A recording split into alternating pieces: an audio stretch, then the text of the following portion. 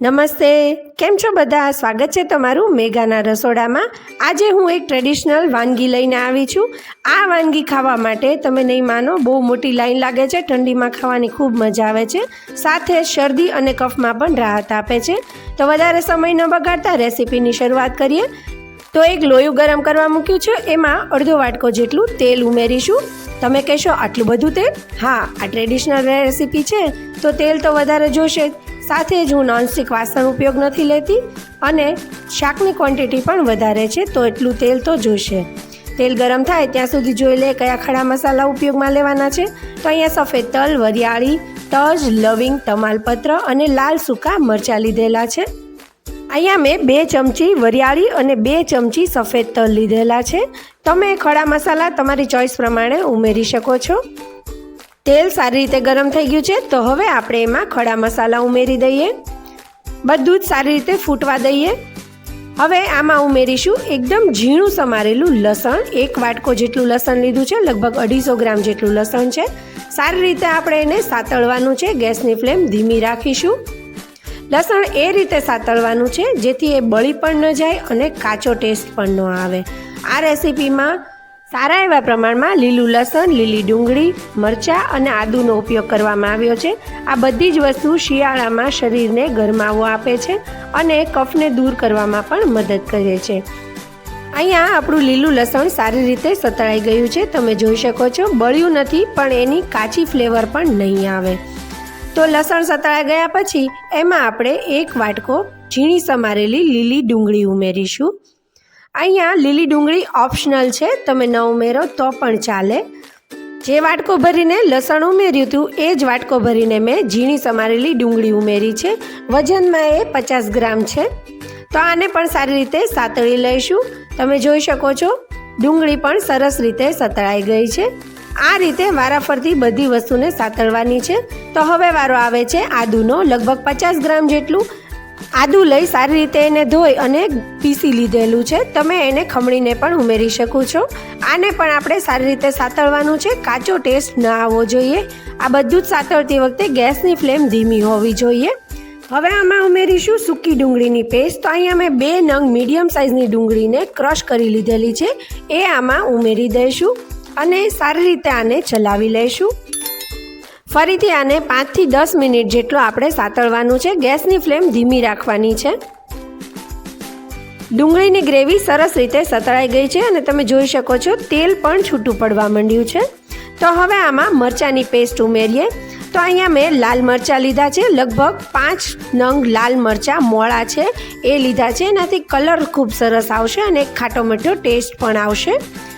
અને લીલા મરચાંની પેસ્ટમાં 4 નંગ મોળા લીલા મરચાં અને 3 નંગ તીખા મરચાં લીધા છે, એને પેસ્ટ કરી લીધી છે। આ બંને પેસ્ટ આમાં ઉમેરીશું। મેં અહીંયા મીડિયમ તીખું શાક બનાવ્યું છે।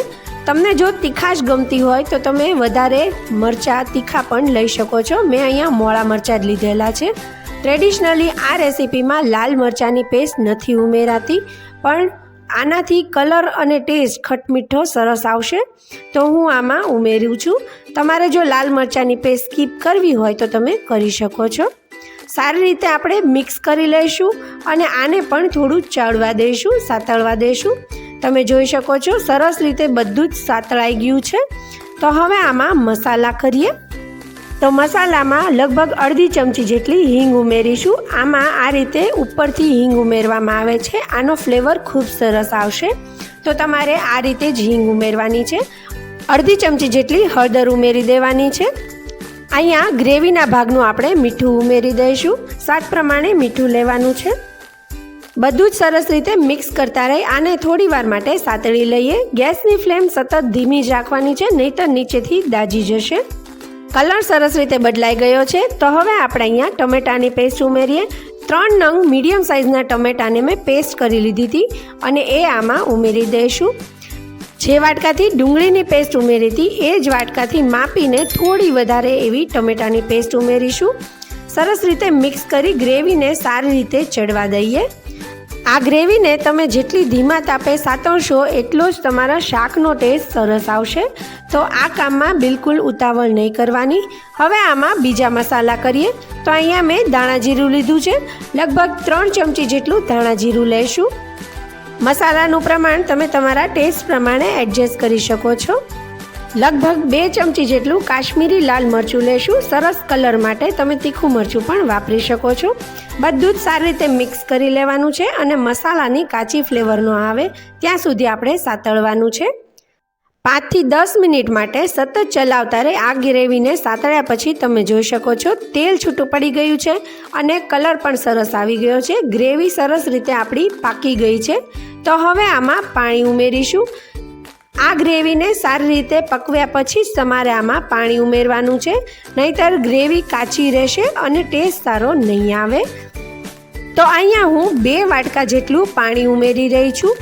જે વાટકાથી આપણે ગ્રેવી માપીને ઉમેરી હતી એ જ વાટકાથી માપીને પાણી ઉમેરી રહી છું.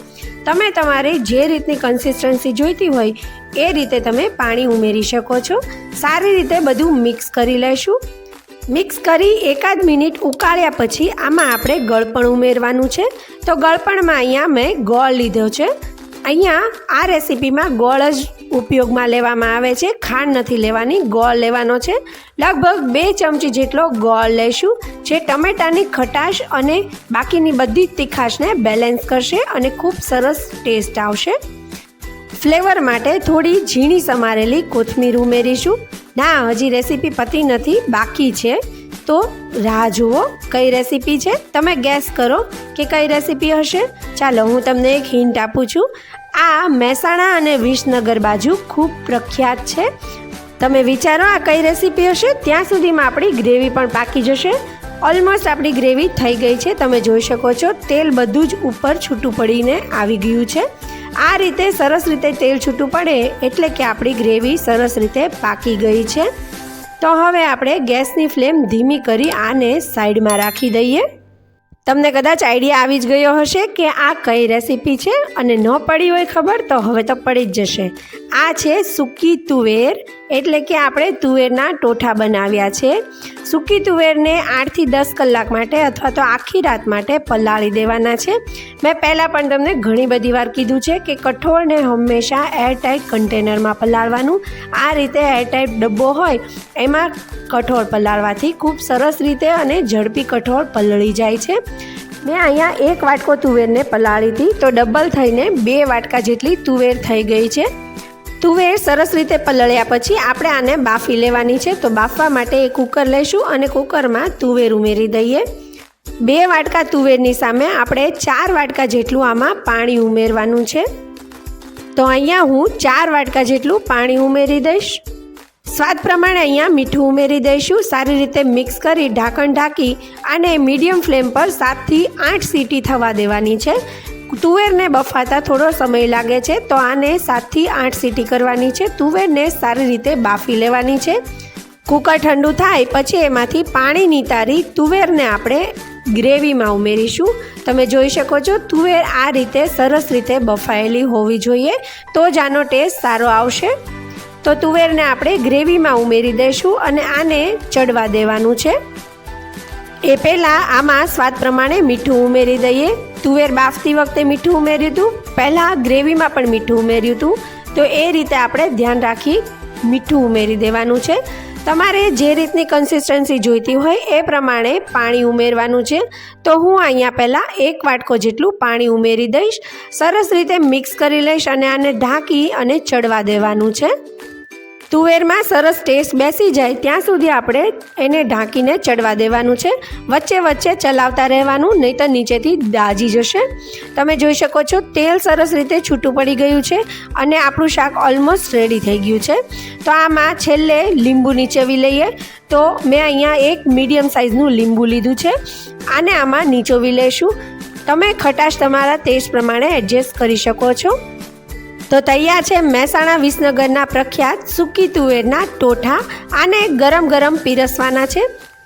ટોઠાને આપણે કોથમીર, લીલી ડુંગળી તથા લીલું લસણ અને ફરસાણની સેવથી ગાર્નિશ કરી કાચી બ્રેડની સાથે સર્વ કરીશું.